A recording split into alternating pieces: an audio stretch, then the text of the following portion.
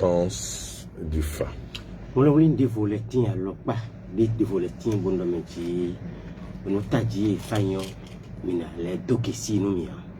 Ce ne sont pas les hommes qui vont parler au nom du fa, mais c'est fa qui s'exprime à travers les hommes.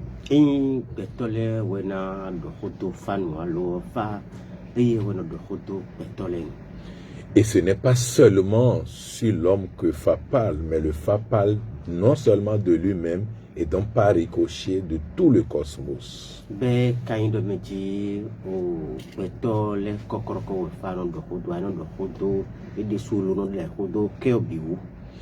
Le problème de l'homme, c'est qu'il refuse de manifester fa qu'il est.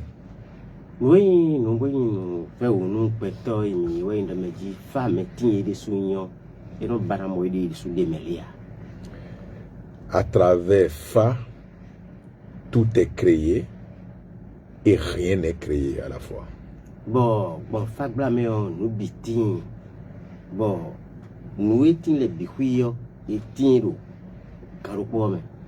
Ce qui est très bien, c'est que toutes les cultures essaient de démontrer en leur manière comment à travers fa, tout fut créé.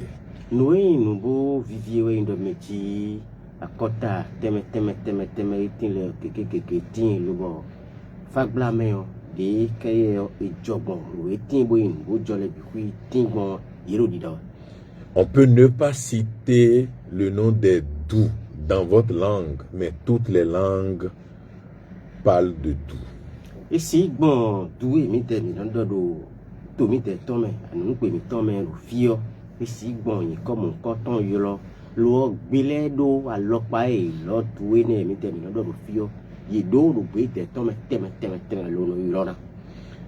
Vous avez sans doute su que dans la Bible et dans le livre de Genèse, il est dit au commencement, c'était les ténèbres.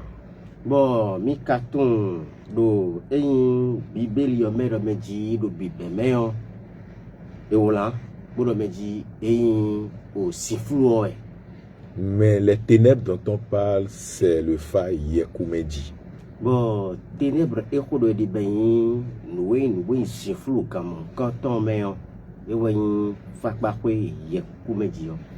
Mais au-delà des ténèbres, Dieu, vu la lumière, il dit que la lumière soit, la lumière fut. Et Gbemeji vient de naître.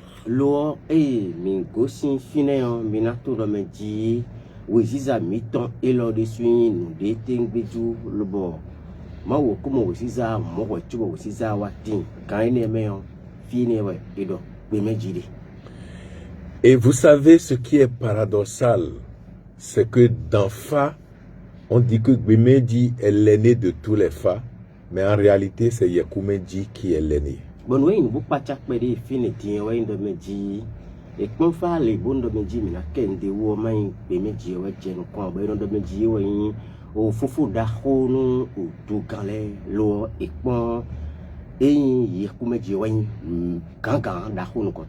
Et je m'en vais pour preuve.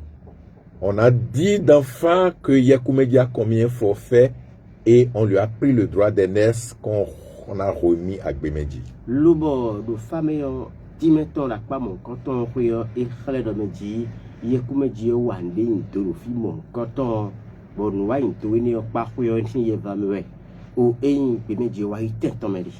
Exactement comme Jacob et Esau, comme Esau a vendu son droit d'aînesse à Jacob.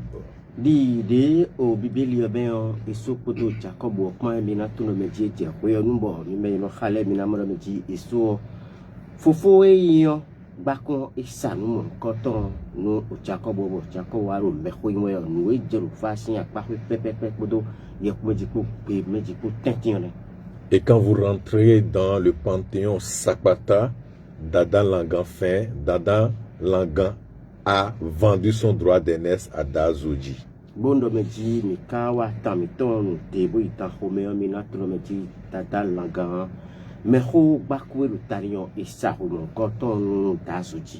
Et le tout à travers le ventre. Lorsque le ventre vous conduit, vous êtes obligé de vendre votre droit d'aînesse. Bon, nous n'avons pas de cadre de tout à Togo, mais de temps où ils ont un motif, bon, de me dire à Togo, aussi, bon, ils disent,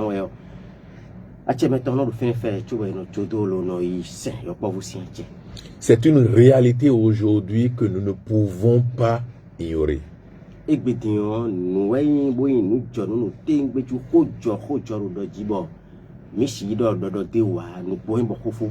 faudrait que, à partir de l'instant où je vous parle, que votre ventre soit relégué au second rang. Bon.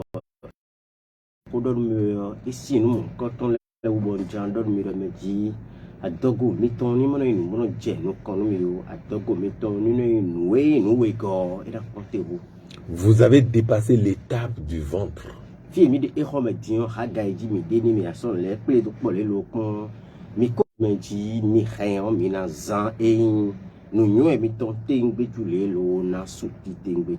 Lobona dalo me de lebo ina tun me ji atogo e san me de ba togo no zombo mi no di mi de po le hui bo nu e mana yin bo no tem tan ya ina no tem tan e kam ko to me mi na ko no ye de o be na do nu ye ba pa ni hui. Toutes les fois que nous allons penser à notre ventre, nous allons refuser de travailler et par ricochet tendre la main à d'autres personnes qui utilisent nos ressources pour dire donnez-nous à genoux alors que vous avez toutes les ressources.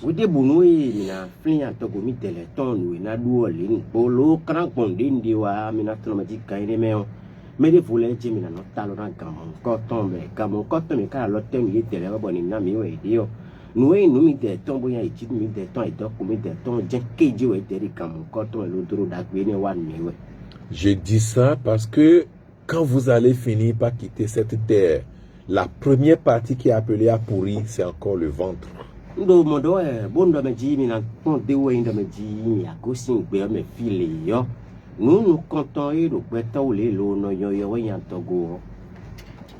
Et il est dit même qu'après votre mort, même dans un mois, on peut encore aller dans votre cerveau et récupérer des informations.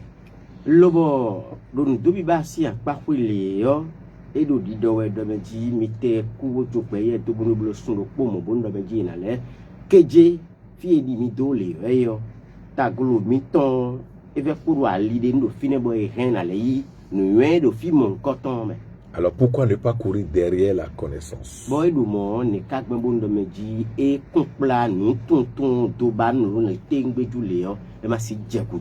Pourquoi ne pas se découvrir par de petits efforts au quotidien?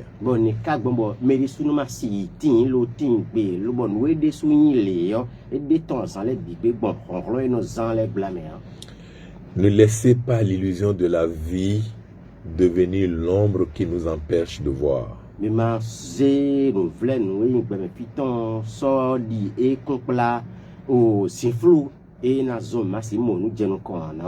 Vous êtes plus que ce que vous pensez être.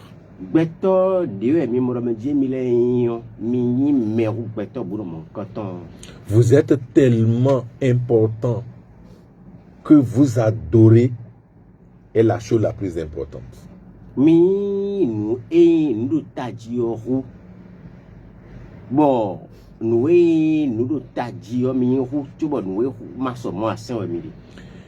Vous savez, le sage, quand il vous voit, il vous adore.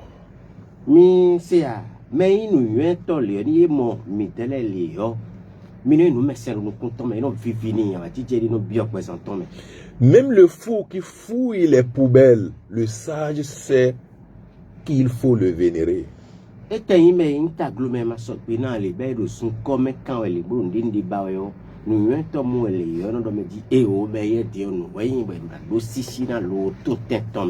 Vous êtes d'une importance capitale.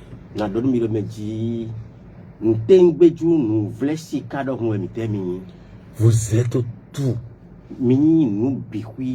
Et tout l'univers est capable de se mettre à genoux pour vous vénérer.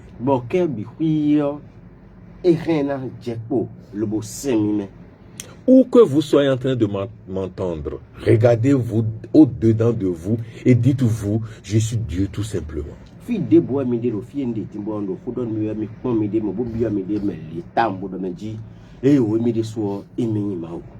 Je suis grand, gros, large, infiniment illimité.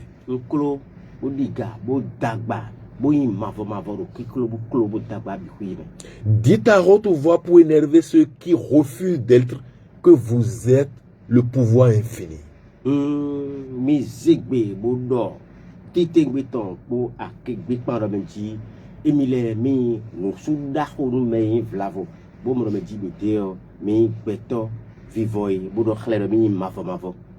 S'il y a des petits ou grands ou bizarres, pauvres sorciers dans vos maisons ou dans vos villages, dites avant de rentrer dans ce village, je suis le pouvoir illimité de la vie.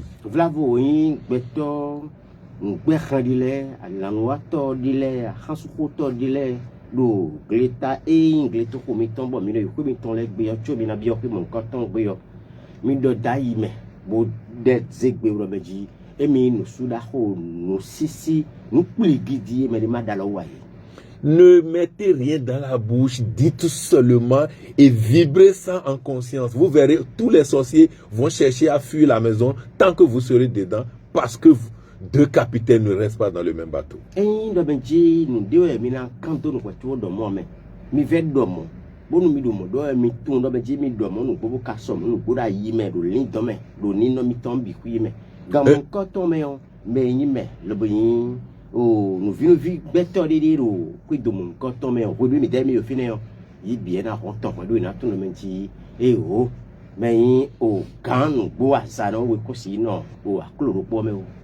Un jour, j'ai été invité pour assister des frères lors d'une conférence.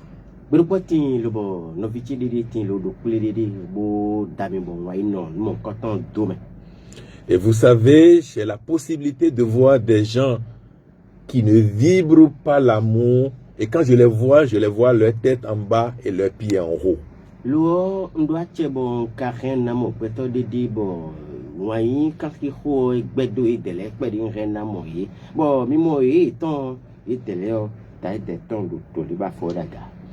Et quand je devais entrer dans la salle, j'ai dit, le pouvoir éternel, intarissable, illimité vient de rentrer. Que les mauvais qui nous refusent de se convertir sortent de cette salle.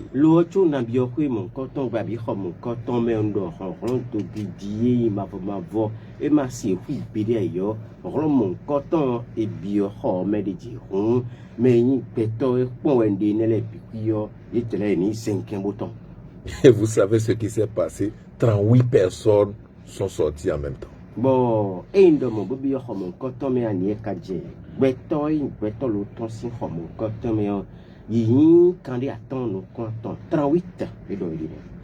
Et vous savez, vous allez me demander si il n'y avait pas des saints dans ces personnes qui sont sorties. Non, je savais les voir, la tête en bas, les pieds en haut.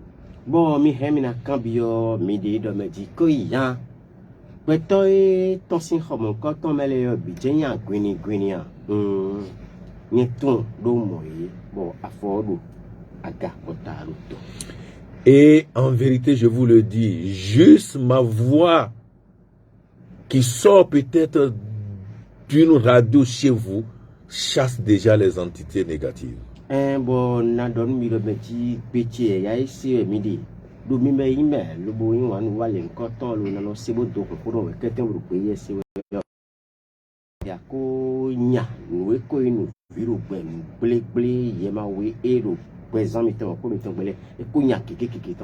Je le dis avec toute humilité parce que vous êtes tous en moi. Et tant l'union fait la force, et quand je vous vois en moi, rien. Moi, c'est comme ça, nous sommes ensemble.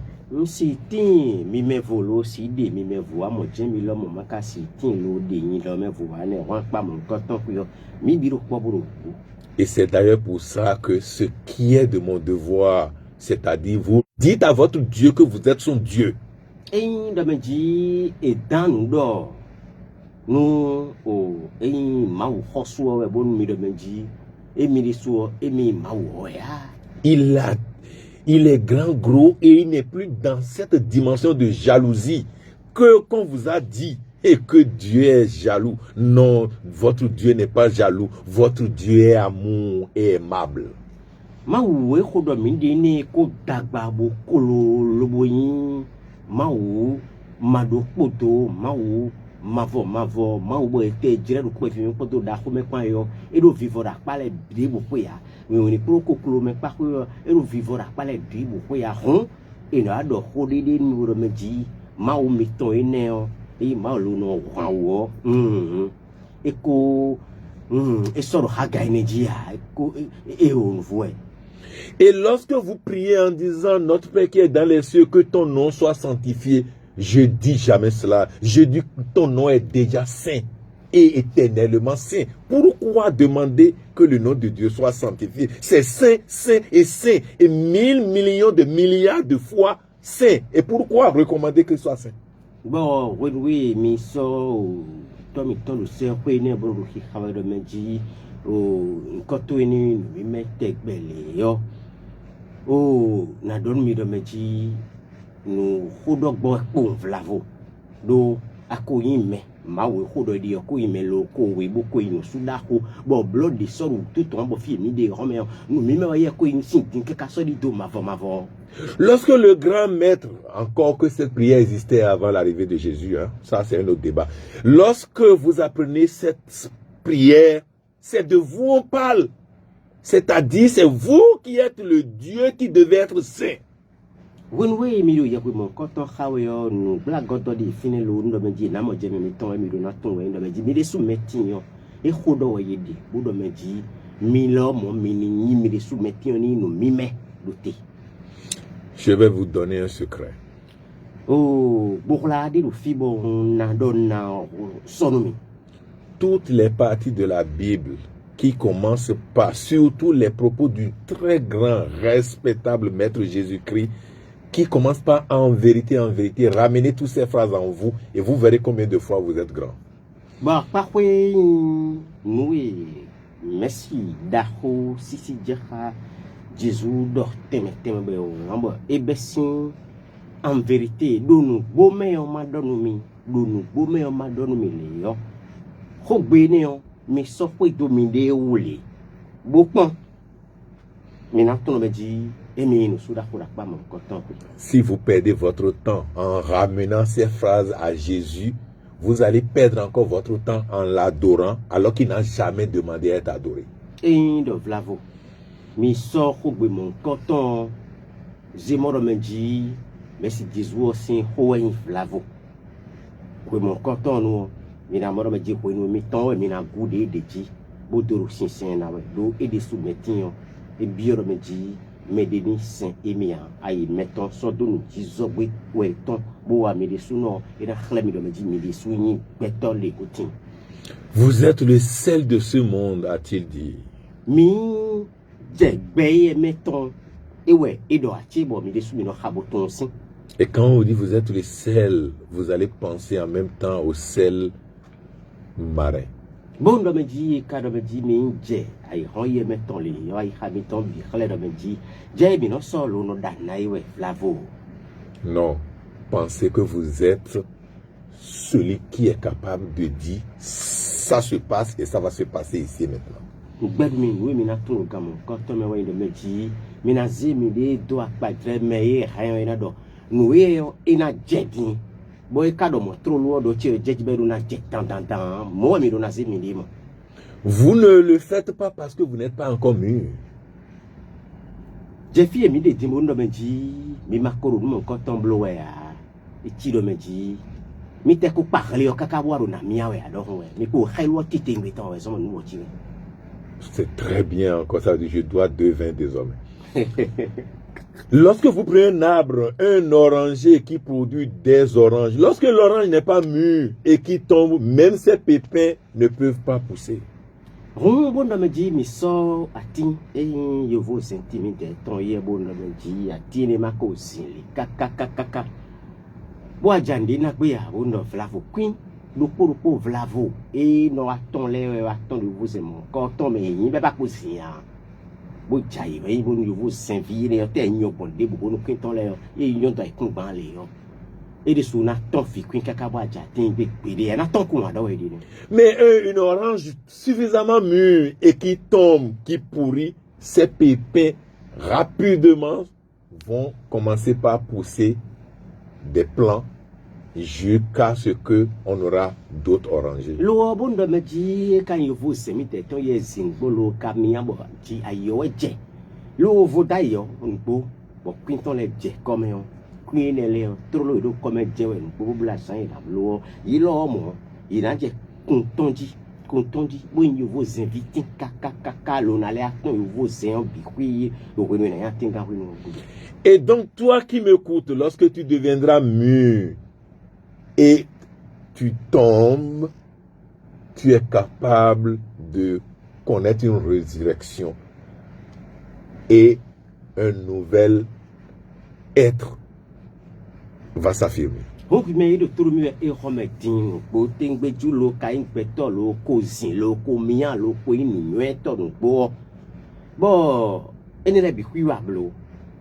Bon, ailleurs à dire, il faut c'est mon canton donc pas dire on aime. Analyse mais des faut bouler faut jo. T'engager ton. Bon, vivre jo tout yo. Nous il faut 5 ans et néon et nali yo il soit na nous mon canton. Et c'est d'ailleurs pour ça la tradition fond m'inspire beaucoup. Lorsque vous atteignez un niveau donné, on vous remet, on vous intronise et on vous met un chapeau, symbole de Bakun, Anik Bakun, parce que ton ADN, ton esprit est suffisamment grand. Et les oiseaux, le bois, et de mes sons, mes gonfis, les bonnes midors, fantômes les yo, assou, bo hagariji, bo mehodinwe, boa, nueme, ariana, no baime, ariana, no leo, et le son gardé mes filles, mon coton, mon gaé, somme, razari, bon, oui, bon, bakon, et bien, d'oreille. Et le titi, mais nous, de me dire, bakon, me dit, oui, ni bakon, oui, ni ma. Merci Dagotiga. Non seulement, lorsqu'on t'intronise, on te remet le bakon, à un moment donné, ce bakon va devenir Aza, c'est-à-dire la charpente pour protéger ce que tu as produit. Bon, bakon est son ou nous, bakon est rodé, va dire, oui, ton bakon a dofé, on a dofo kaineme, et dofé l'eau, dofo kaineme, et va rousou Aza. Mais quand ça comme ton boken moda salo et on tient ho energy bo jijaji na ho ya ho werin bo tient da ho mi ton ren mon coton ton we nous ba content les ben vieux an de boya et on tient nous les non ya lo halo do. Et donc il y a 22 ans, j'avais reçu déjà ce chapeau de Bakon. Aujourd'hui, il est temps que je sois à Za pour tous ceux que j'ai formés. Et comme l'eau, oui, qu'on oui, bakon est nous autant de connu nous mon coton si. L'eau, quand d'où kaka ribo na dagbasi, ribo a dagba remettre bo jehad mon mania zan do pour meton et ko bakon mon coton les goulets oui nous. Je dis à ça, je ne dis pas dato indien, je suis à Za, c'est-à-dire le chapeau béni.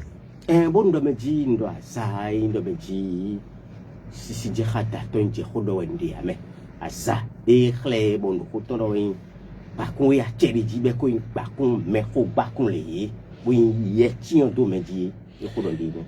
Et ce que je suis désormais me permet de vous voir mieux que Dieu que vous cherchez. Bon beto buno enyo e nami jrojelo na ma chebon ren na mo mi.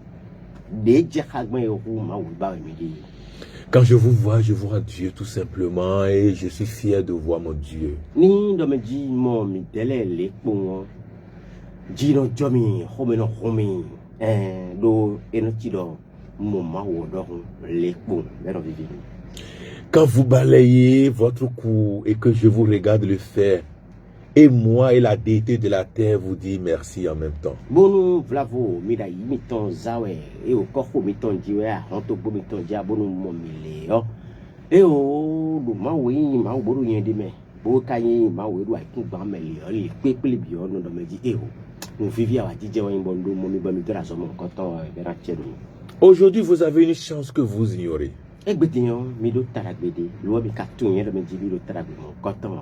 Parfois, si vous faites un travail spécial que vous aimez, remettez votre portable à quelqu'un qui est à côté, d'être en train de vous prendre. Et à la fin, savourez la déité qui travaille comme ça.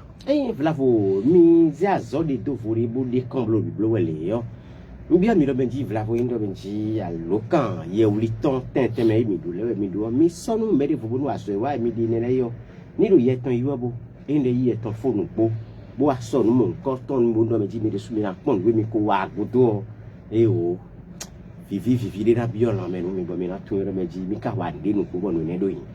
En visualisant la vidéo, savourez Dieu que vous êtes.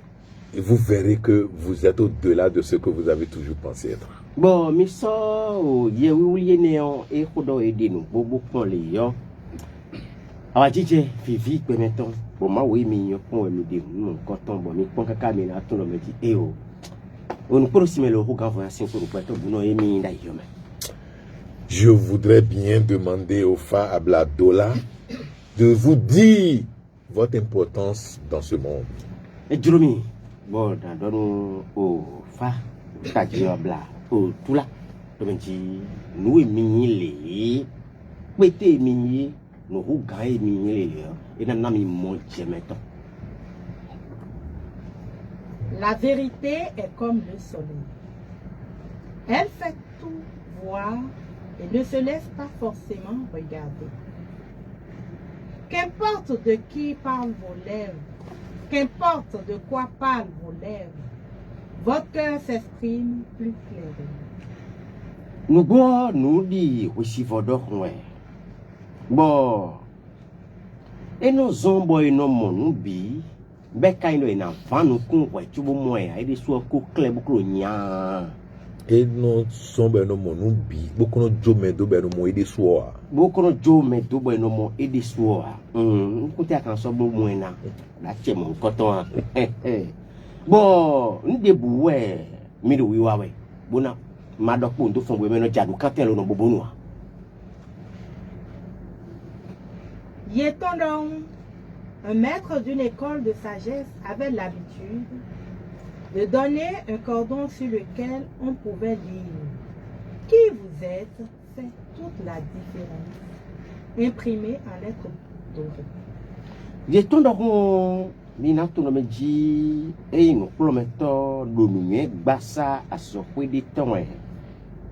Bon, we nou, mina modo e no so nou vle a vovi, abia vodi dorun, so jonu, nous voulons aborder ce bon et on l'a dit beto debout et aignon ni beto de dovori bon et on l'a donné mon quand on dit bon si ka on me sobre le dos on l'a. Il disait à chaque apprenant à cette occasion pourquoi il l'appréciait et pourquoi son cours était différent grâce à lui. Le bon nous prenons mettons d'alio. Et non, timenu yeme ni meloin, nous plons mais vitons les domedi. Nous ouemi les mi bonvo.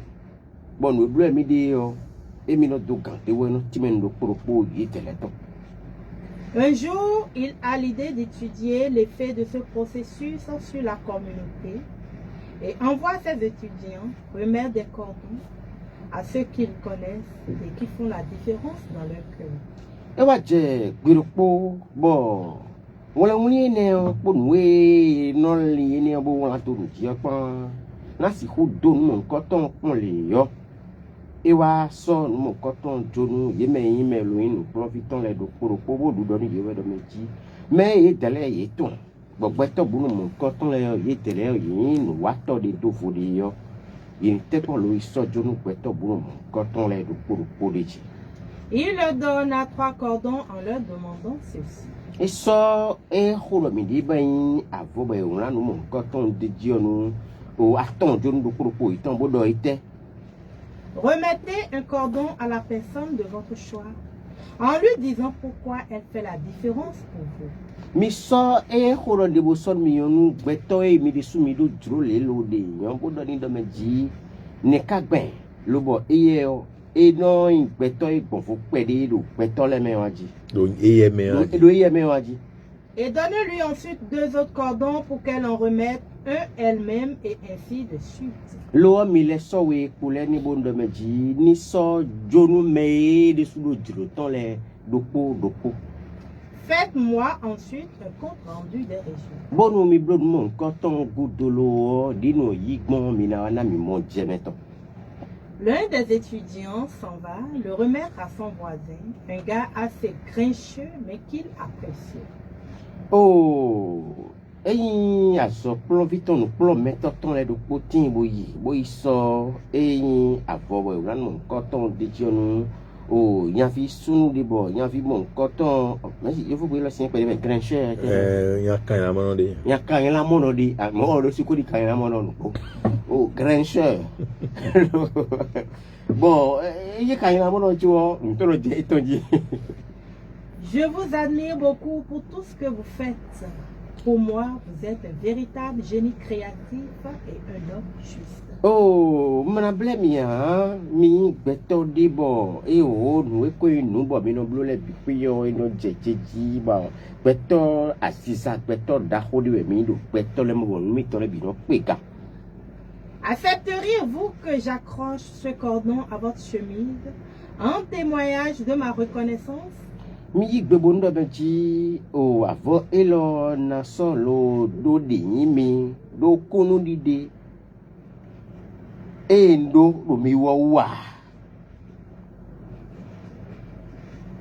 patron est surpris mais répond. Oh, mais de mon aïe et nous beaucoup becado. Eh bien, oui, bien sûr. Bon, ben Le garçon continue. Et accepteriez-vous de prendre 2 autres cordons pour les remettre à quelqu'un qui fait toute la différence pour vous, comme je viens de le faire? Bon, mi carré, mi na yik bebo na le son, oui, into di, mi tiens, oui, mi bonu, mi lo, mi na son na me devo, mi moro ma vie de suo.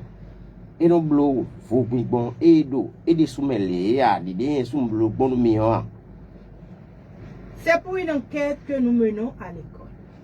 Oh, badon de nous do ba nous de et signer nous ouais boutou mi va mi combo du bleu à sauver. D'accord. Et voilà notre homme qui rentre chez lui le soir, son cordon à la chemise. Eh bien, le bon, il y a mi temps et ma côté quand le code to pour avoir mon coton et traite mon coton de batanon et bien. Il salue son fils de 14 ans Et donc, fiton et lui raconte son aventure de la journée. Bon, oui, nous le disons que c'est ça mon coton, mais moi j'aime au timeni. Un de mes employés m'a donné un cordon sur lequel il est écrit, comme tu peux le voir. Yo, mais il met l'oyen soit toi tu les do potin et l'onami avant qu'il jaille coton et on a le coton te dit de mon bon aller. Qui je suis fait toute la différence. Beto de bois, faut que vous n'ayez rien en bon vous, beto la mérite sur moi. Qui je suis fait toute la différence. Beto et nous faut que vous beto la nous. Il m'en a donné un autre à remettre à quelqu'un qui compte beaucoup pour moi. Elle est sortie de votre mie, vous avez sorti de beto, de voix, beto, boing, beto, quoi, nous mi. La journée a été dure, mais en revenant, je me suis dit qu'il y a une personne. Une seule à qui j'ai envie de le remettre. Asan, qu'est-ce que c'est l'hôtel qu'on dit boa, l'eau, et on va dire, on va me dire, quoi, il y a, mais toi, des tiens, les lobandos, tu l'as, nous, mon coton, si. Tu vois, je t'engueule souvent parce que tu ne travailles pas assez, que tu ne penses qu'à sortir avec tes copains et que ta chambre est un parfait foutoir. À moi. Betori le bo no do atanje do jitu webi wenu do ayin betori bo aso wa to yo ipere upere anu aso di bagbon ede ya ba do mo meji e o titan emi ko ton ko ton mi ton le ko le yo eni ko yin boko so pe boko jejiro ti tingbe ton richi. Mais ce soir, je voulais te dire que tu es très important pour moi. Amo egbe yo njandon witi do meji ayin peto o nous tâchons de nous. Tu fais avec ta mère toute la différence dans ma vie. Et j'aimerais que tu acceptes ce cordon en témoignage de mon amour. Oui, podo, notre écho, minoblo, nous écoutons, nous, les lots, vous présenter, mais nous, des deux, vous n'adorez, vous présenter, mais du oui, le bon, oh, yi, oh, et avant qu'il y ait un coton d'eau, qu'on dit mon coton indo, dont un indo, nous, Je ne te le dis pas assez, mais tu es un garçon formidable. oh, on s'y donne, nous, moi, d'eau, à une péto, des deux, volés, à une nuit, Il avait à peine fini que son fils se met à pleurer si fort que son corps tout entier secouait de sanglots avec des larmes qui coulent. Nadoko mon coton velé léo, fié son mon coton Jonah, la mode me dit d'assine d'agla qui t'embêtant, d'assine d'agla mon coton cocroco et la main. Au tout temps des souhaits, il y a pas à ton biquio, nous v'là vu et quand mon coton est l'on aussi sorti t'embêtant de dire. Son père le prend dans ses bras pour le calmer. Docteur et son mon coton Johnny et Hueda va mêler le beau jet. Ouais, dit. Est-ce que je t'ai dit quelque chose qui t'a blessé? V'là vous donne des, bon, et clair de benji, on doit y recommander, ouais. Non, papa, mais Toi, tu as mon. j'avais décidé de me suicider demain même. Ni suo, toi, tu Amon, l'intimé, soy jawe, on peut remarquer. J'avais tout planifié dans ma chambre. On continue bi, le khotime bouton, on l'a nazai. Parce que j'étais certain que tu ne m'aimais pas malgré tous mes efforts pour te plaire. Do, on tombe quand les jours me dit, aïe, tu mets un coin ou un mio, on t'aide, on déboua, à bien ou un mio tout. Maintenant, tu m'as redonné la vie, papa. Dion, toi, tu as les vogues, divonami. Et je ferai désormais plus d'efforts pour être bon à tes yeux et aux yeux de Dieu. L'on n'a pas beau aucun qu'on débou, sans roulant qu'on débou, tocan qu'on débou. Bon, une petite d'accueil, on compte mais loin d'accueil, nous y maou. Bien, oui, oh, mais la rodore. Je dirais tout simplement à mon père ici présent que ce qu'il a fait la différence dans ma vie. N'adore pour le toucher, le fidion, nous comme de me dire, et une petite, vous comprenez, vous pouvez me beaucoup. À ta vie, je ne pourrais pas avoir un autre père aussi bon que vous. Non, mais consi, mon, ton défaut, le bon, n'adore me dire, et nous avons des soumettins pour me proposer. Lorsque vous êtes sans chaussures, la nature vous donne un chemin qui a moins d'épines. Et de vlavo, midafo, zoba fo kwa madafo, que on a so allié, rien à so de bon, on a dit sommons, nous. Et donc en réalité, à ta vie, vous êtes mes chaussures. L'eau, on dit donne au médafo, de bendio, il y a fort pas émitant. Et donc je peux marcher partout sans crainte des tessons de bouteilles. Mais rien, mina dit son fille, à faux, ma difficile, à kango, ou wanglo. Et vous tous, dans cette salle, vous constituez mon chapeau. L'eau me biro, croyez me en bihuyo. Bonne une boie, pas émitant. Et donc je ne crains pas les mauvais rayons solaires. On me con difficile, et oh, recevons da, les Et vous qui m'écoutez, vous êtes les meilleures personnes que je n'ai jamais vues dans ma vie. Bon, mais quand il met l'eau d'auto, il me l'a béton d'agbe bien, mais maman pour le payer, mais il dit, ah ouais, mais puis, oui, Vous êtes le parfum que je mets au quotidien pour me sentir moi-même bon. Mais dans tout le monde, tu l'as mis des temps, et nous ça, ou du bon, nous ça, ou bon, cassa, nous, mon coton, il y a un moyen de le ça, mon coton, mais le ça, dans les mains. Et vous qui me critiquez. Bon, mais il met l'eau tout est flafolé. Vous êtes les meilleurs des meilleurs parce que vous me rendez plus fort. Béton d'agbe roux, quand béton d'agbe les billets, mido, tout est lié. Mais les ronds, la méthode, on dit, bon, les sous-sojoués. Sans vous, comment puis-je être aussi fort en moi et aussi courageux à l'intérieur de moi? Mi me voit, ouais, on casse fouine, nous beau, l'eau, on pas qui est tombe, nous va on fombo de oupé. Ne pensez pas que si vous me critiquez, cela pouvait me faire du mal. Au contraire, vous êtes le savon avec lequel je me douche. Mi ma vesi do benji do tu chen pole yo ina sombo na do mi do nu ya wa khami we o bi de ponye gon mi yo le yin ta ya no mi te ton ye no sole lo no tout te kamen bolo no sile wo lo no me. Car les critiques me donnent plus de vie. Do mi na mo benji do me wuli ya e no na mi be o gang be di me de le don do benji les critiques me font grossir. Vos critiques sont tellement importantes que je les vois comme une suggestion. Oh, do me u mi tonne le yo e nu tajiri lo no somoro meji ni akablo le yo lo akasodo le nu pon me do hon do hon no ti. Il y a un phare qui a dit quelque chose. Fa pa ko do putin bu do ndefi. Betrupe Adanto dit voy sabozira lidio ho igbeto teton le ka do dewo akasia pour dire ce que les autres disent peuvent t'élever. Oh, Betrupe Adanto we do meji do timere merci timere tien do fon me timere do voy ka sa lo so dalite ti ho igbeto sabo e titi le ka do dewo e ka si aji bo di do meji moi me do do. Parfois, lorsqu'on dépose des sacrifices au carrefour et que les gens critiquent, c'est en ce moment que le sacrifice marche. Wodede nuti lo ndo meji e isavo dede lo sodo yin ali klante ko bo ndo meji petole kende wo.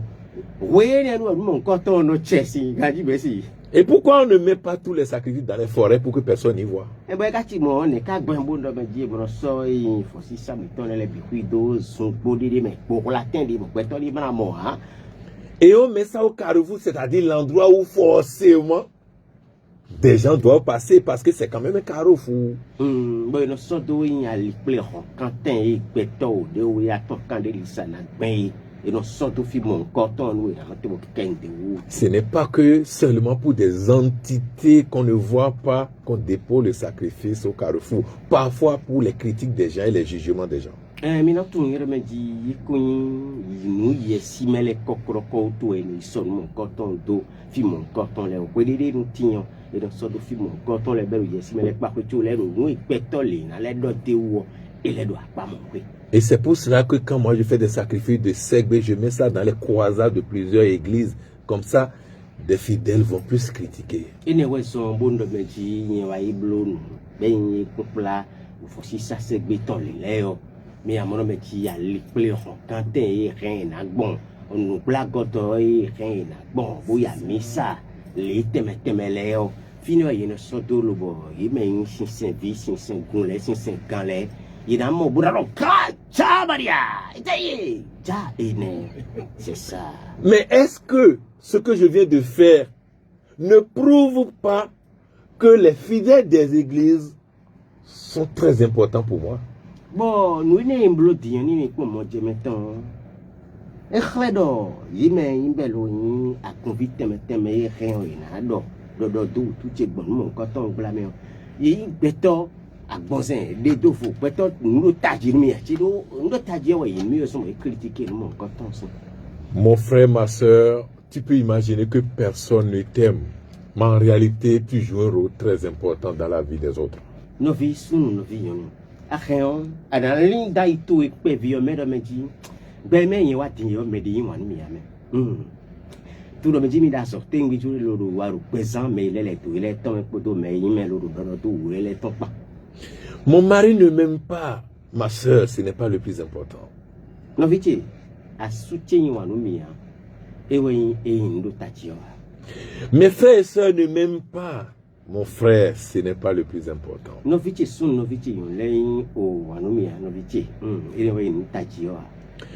Mon père ne m'aime pas parce que ça fait longtemps il a laissé ma maman et moi. Ce n'est pas le plus important.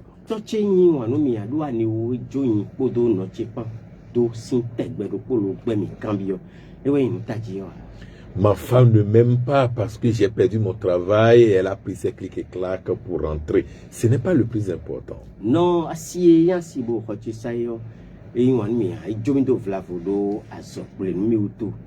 E wen taji ya. Mon patron ne m'aime pas parce qu'il ne me confie jamais des tâches importantes. Oh, Gai Gambo Ndaso, and away on me, and do as I saw Bunukundi Gile, Dibu, and also Holy in Boino Bloa, when no Tajioa. Ce n'est plus le plus important parce que tu es dans l'illusion. Le jour, il va commencer par te confier beaucoup de tâches importantes où tu diras qu'il te maltraite parce que ce n'est qu'à toi qu'il commande. Nadomachi, nous nous Tajio, et nous, coton, à l'obar, où il faut pour Nado, when nous, Bobama Zoya.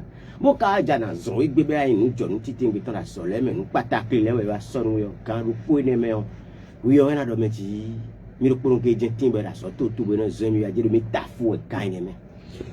Tu t'auto-flagelles parce que tu ne comprends pas la réalité de la vie.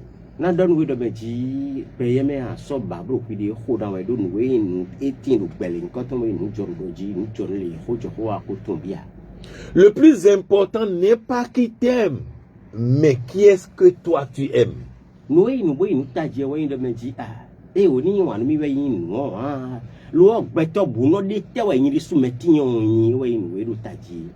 Alors prends un cahier, prends ton bic et écris le nom de tous ceux que tu aimes dans ta vie.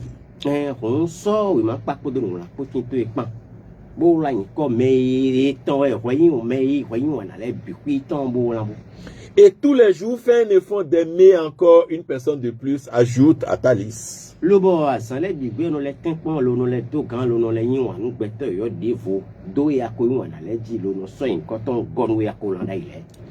Un autre effort que tu dois faire, celui-ci. Ne cherche pas à écrire le nom de ceux qui t'aiment seulement.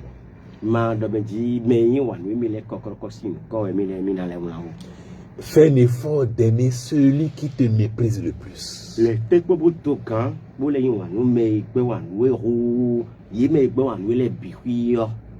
Et dans ta chambre secrète, sur ton lit, la porte fermée, dis à l'intérieur de toi, à celui-là qui te méprise, que tu l'aimes. Et dis-le franchement que tu l'aimes.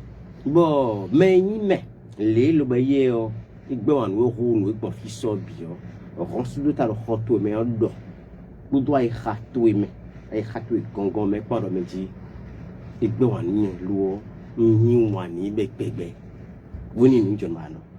supposons que vous étiez caché derrière un arbre et que quelqu'un est venu sous l'arbre en train de mettre un piquet pour demander à ce que vous mouriez. Quand il va vous tourner le dos, ne lui dites rien. Dites à l'arbre là où il a fait le truc combien de fois vous l'aimez.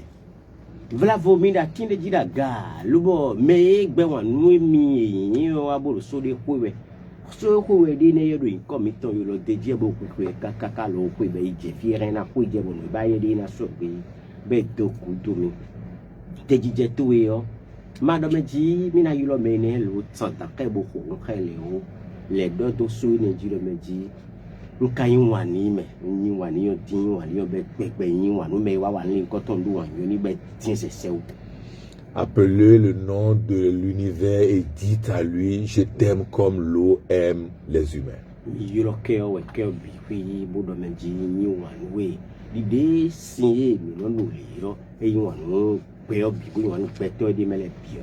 Juste une parole de vous peut sauver celui qui est prêt à se suicider.